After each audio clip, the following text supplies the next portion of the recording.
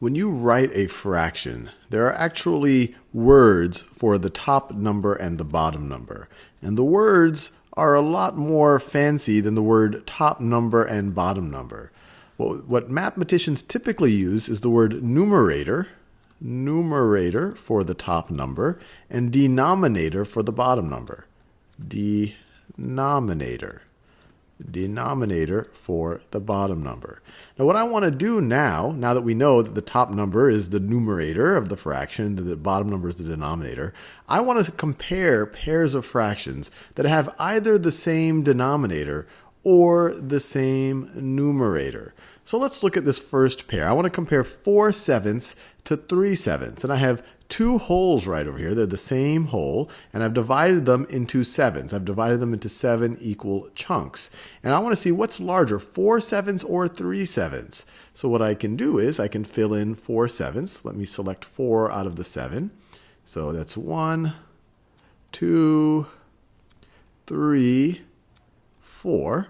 And the fact that trying to even get to 4/7, I had to have 3/7 first gives you a good clue that 4/7 is probably larger, or it is larger. But now let's color in 3/7 just so we can compare. So 1, 2, 3/7. And so it's pretty clear that on the left-hand side we are shading in more of the whole than on the right-hand side. So 4/7 represents a larger fraction, more of the whole than 3/7. And the way that we can state that comparison mathematically is with the greater than symbol. We can write 4/7 is greater than 3/7.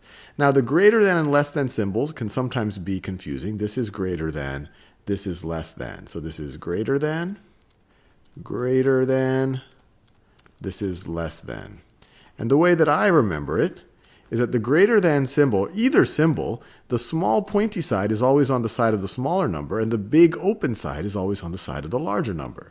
So here, big open side is opening towards the 4/7, small pointy side opening to the 3/7. 4/7 is greater than 3/7. Now what about 3/7 and 3/4? So here I have different denominators, but I have the same numerator. And so I encourage you to pause this video and draw maybe little boxes like this and try to judge for yourself which of these is a larger fraction, represents a larger number. Well, let's color them in. So let's think about 3/7 first, and we actually already drew it here, but I could do it really fast right over here. So that is 3/7. I've colored in 3 of the 7 equal groups. And what would 3/4 be? Well, that's 1/4, 2/4, and 3/4.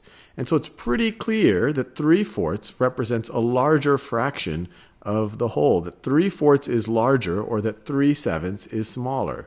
So we could write that 3/7 is less than 3/4. So notice, same exact numerator.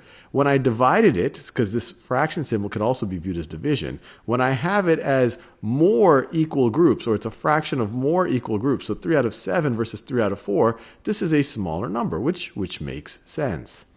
Now let's compare these two. We have the same denominator, different numerators. 3/4 versus 2/4. Well, 3/4 we've already looked at. We can just shade in 3 of these.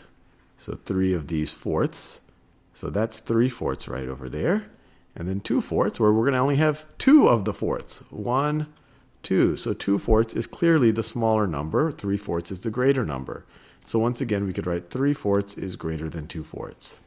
And then finally, I encourage you to pause the video. Try to come up with whether 2/4 or 3/6 is a larger number. Well, let's color it in again. We've already seen 2/4. We just have to color in 2 of our fourths. So let's just color in 2 of our fourths right over there. And then 3/6, we've split our whole into 6 equal sections. 1, 2, 3, 4, 5, 6. We need to color in 3 of them.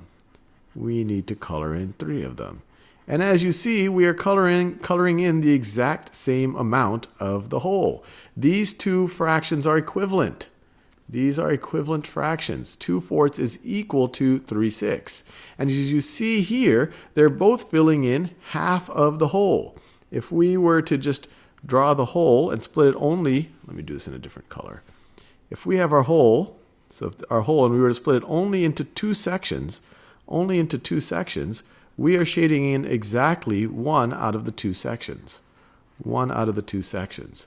So you could say that 2/4 is equal to 3/6, and they both equal 1/2. They all equal, so 1/2 is equal to 2/4 is equal to 3/6.